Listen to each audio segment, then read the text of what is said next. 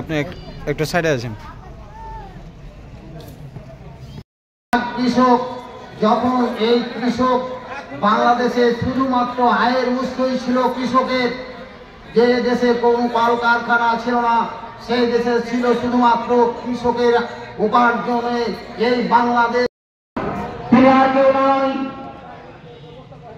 মেদিনীপুরের কৃতি সন্তান জনতা জনাব আমিনুল ইসলাম।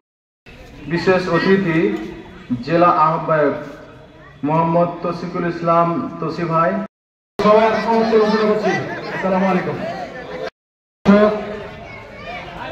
বাংলা রাখা জায়গা শহীদ প্রেসিডেন্ট জিয়াউর রহমানকে সেই সাথে সাথে স্মরণ করতে চাই। জাতীয়তাবাদী দল বিএনপির কেন্দ্রীয় ঘোষিত নির্দেশনার ভিত্তিতে বাংলাদেশ জাতীয়তাবাদী কৃষক দলের উদ্যোগে এবং অন্যায়ের বিরুদ্ধে মুস্তাবাদ এবং বলিষ্ঠ কণ্ঠস্বর যিনারা হাত ধরে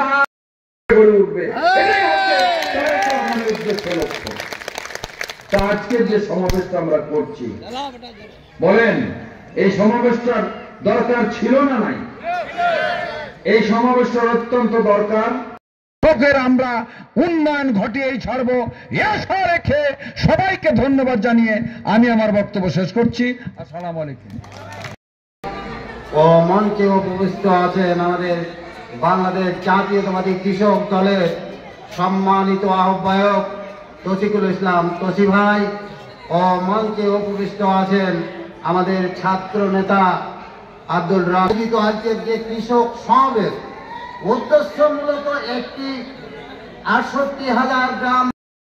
আমরা শ্রমিক পাচ্ছি না, যন্ত্রপাতি পাচ্ছি না, আপনার কারেন্ট পাচ্ছি না, আপনার কারেন্টের বিল বন্ধ রেখে আমরা কারেন্ট পাচ্ছি না। 3 বিঘা জমি করি, সেখানে এখন আমাকে গহম বুনতে হয়েছে, শস্য বুনতে হয়েছে।